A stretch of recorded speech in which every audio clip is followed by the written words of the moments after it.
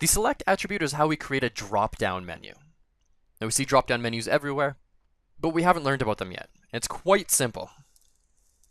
They're very much like lists, so you create an opening and closing tag, but instead of using UL or OL for an unordered or ordered list, we use select, because you can select one of many options.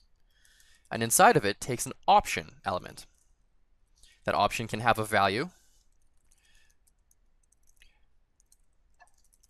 And I put this is the text that will show up. That's not the value, but the value will be right here. So that value was 2, and change this to 2. And I'm going to add one more and say, just call this test value, and this value is going to be test value. Now when we open this up in our browser, we're going to see a drop-down menu with the text that we've put in there, value is equal to 1, value is equal to 2, and test value.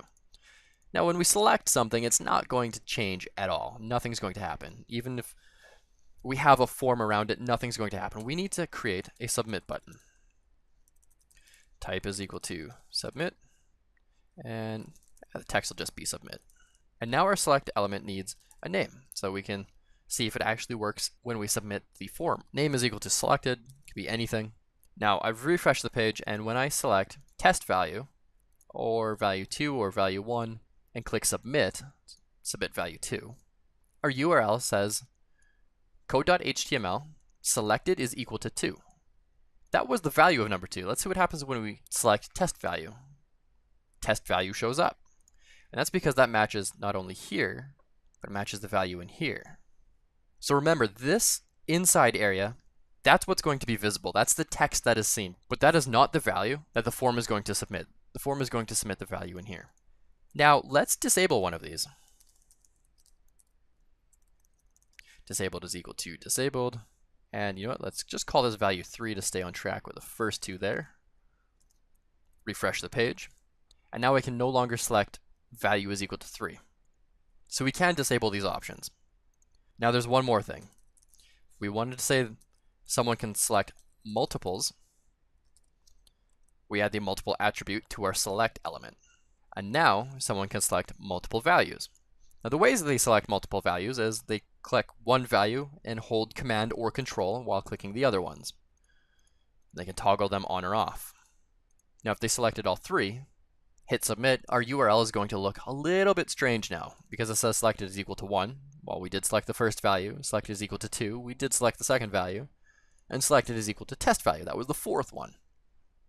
Now we can also, if we really wanted to, disable the entire drop-down menu by adding disabled to the select element. I can no longer select any of these.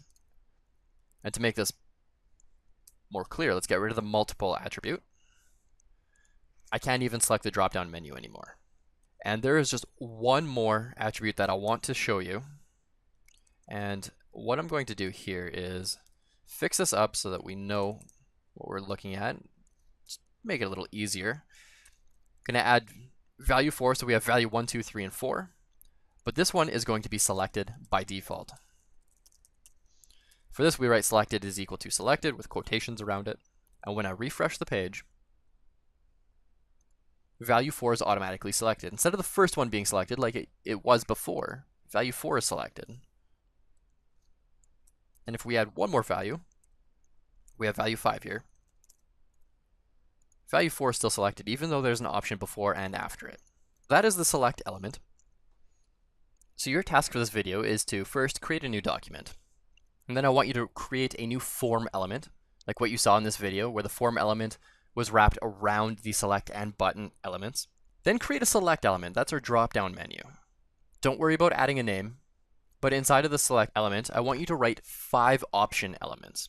They all have to have a value. Make the values 1, 2, 3, 4, and 5. Put whatever text you want inside of them.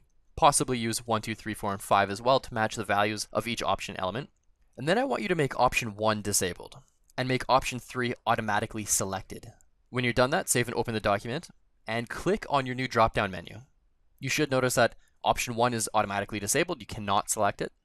And option 3 was automatically selected, even though it's not the first one in the list.